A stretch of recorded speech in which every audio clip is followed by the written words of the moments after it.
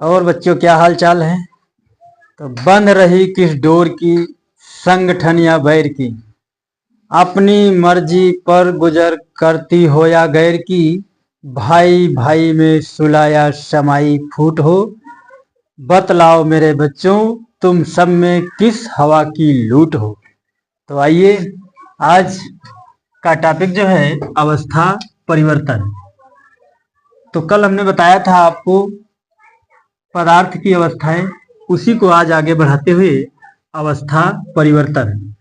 तो अवस्थाएं देखा जाए तो केमिस्ट्री में तीन ही हैं, ठोस, द्रव, गैस।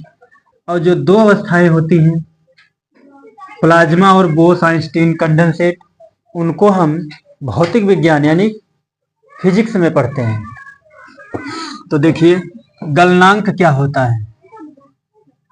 तो बताया गया है जब किसी ठोस पदार्थ को एक निश्चित ताप पर गर्म किया जाता है तो वह द्रव अवस्था में परिवर्तित हो जाता है। तब उस निश्चित ताप को उस पदार्थ का गलनांक कहते हैं। तो क्या लिख लेंगे, जब किसी ठोस पदार्थ को एक निश्चित ताप पर गर्म किया जाता है तो वह द्रव अवस्था में परिवर्तित होता है। तो वह द्रव अवस्था में परिवर्तित होता है। ताप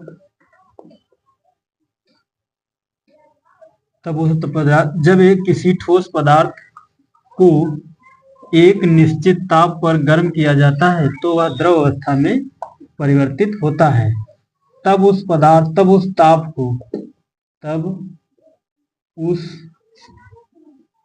ताप को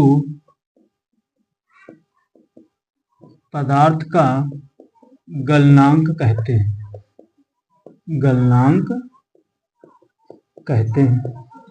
तो क्या बाबू समझ में आया आपके कि ठोस पदार्थ को जब एक निश्चित ताप तक गर्म किया जाता है जिससे वह पदार्थ द्रव अवस्था में परिवर्तित हो जाए, तब उस निश्चित ताप को उस पदार्थ का गलनांक कहेंगे।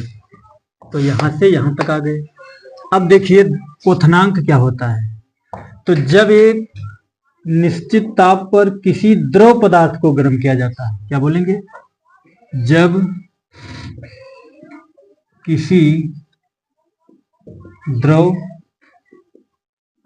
पदार्थ को एक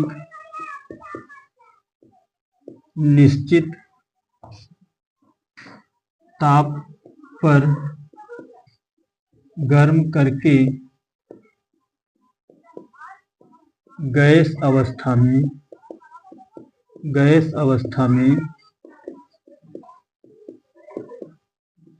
परिवर्तित किया जाता है तो वह निश्चित ताप उस पदार्थ का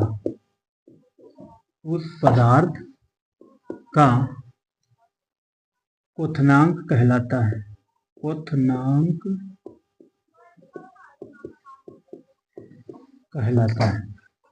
तो क्या समझा आपने कि जब द्रव पदार्थ को एक निश्चित ताप तक गर्म करते हैं जिससे वह पदार्थ गैस अवस्था में परिवर्तित हो जाए, तब उस निश्चित ताप को उस पदार्थ का क्वथनांक बोलेंगे। तो ये तो हो गई अवस्था अनुत्क्रमणीय। अब बैक साइड में आएंगे तो पदार्थ को ठंडा करके अवस्थाओं में परिवर्तित करेंगे। तो देखेंगे, तो पहले द्रवणांक देखेंगे कि जब कोई गैस, क्या इसमें लिखेंगे, जब कोई गैस एक निश्चित ताप पर, जब कोई गैस एक निश्चित ताप पर ठंडी होकर द्रव अवस्था में परिवर्तित हो जाए,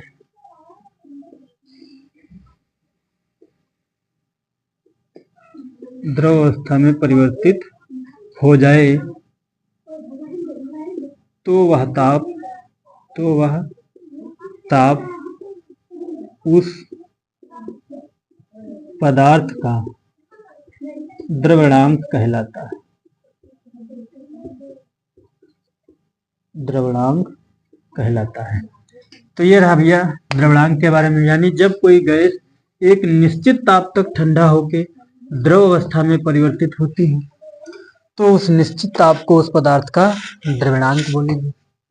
इसी प्रकार जो चौथा परिवर्तन है, यानी जब कोई द्रव एक निश्चित ताप तक ठंडा होकर ठोस अवस्था में परिवर्तित हो जाए, क्या बोलेंगे? जब कोई द्रव एक निश्चित ताप पर ठंडा होकर ठोस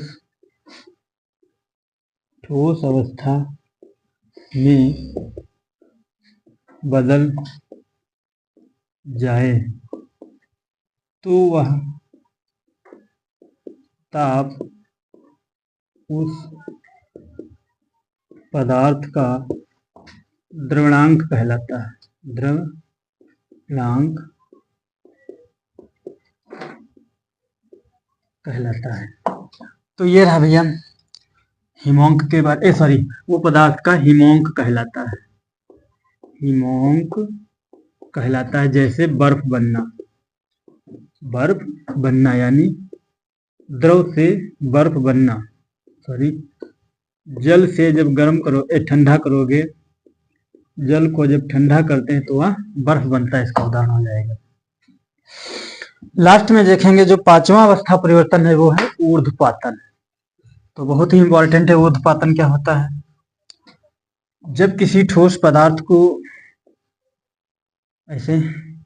जब कोई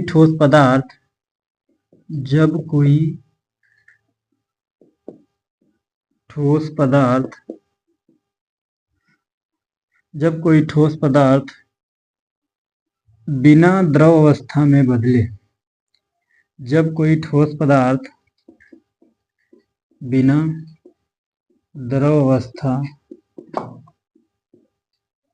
में बदले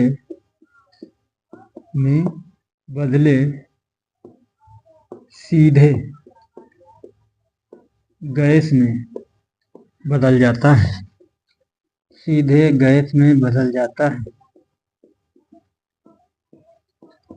तो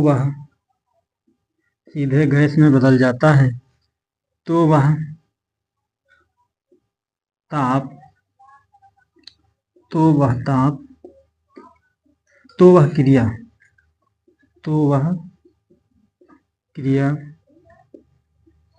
ऊर्ध्वपातन